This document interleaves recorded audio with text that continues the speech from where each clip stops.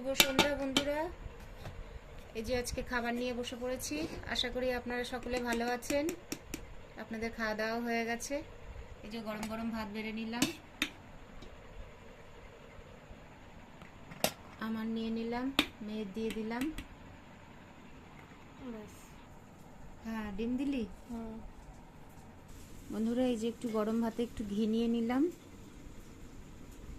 আর এই যে দুটো ডিমের পোচ করে দিয়েছে। ঘরে পেঁয়াজ নেই আর কি, পেঁয়াজ শেষ হয়ে গেছে, ওই জন্য পোচ করে দিল। আর এই ঘি নিয়ে নিলাম একটু গরম ভাতে। এই যে মেয়ের পোচ হয়ে গেল, মেয়েরটা একটু বেশ নরম আছে। এই মটন টটিন ধরাবি না?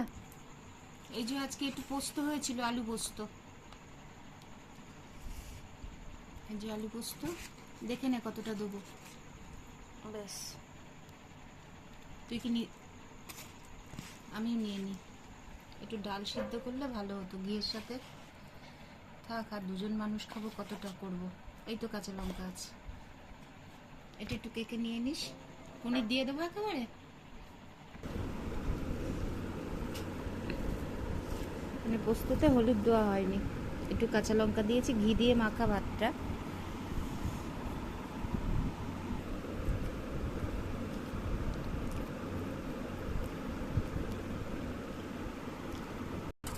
হ্যাঁ বন্ধুরা, এই যে আজকেও পনির এসছে, পরশুদিন এসছে।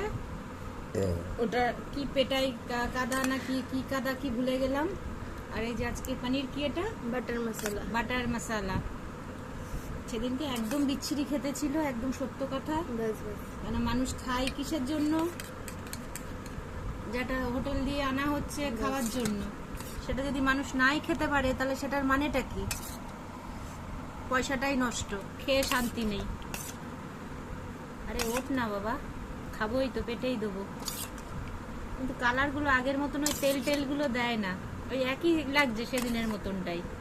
আর একটু গ্রেভি দেবো? না না না, ও তো সেদিনেরটা অতটা ভালো হয়নি, আজকে জানি না কেমন হবে।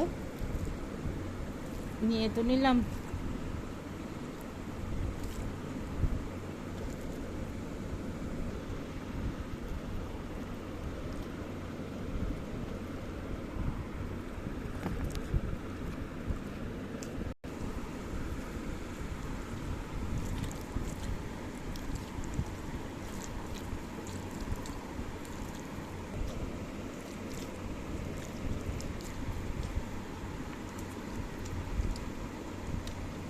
বন্ধুরা, আজকের মতন খাওয়া দাওয়া শেষ। খাওয়া দাওয়ার পর্বটা শেষ হলো।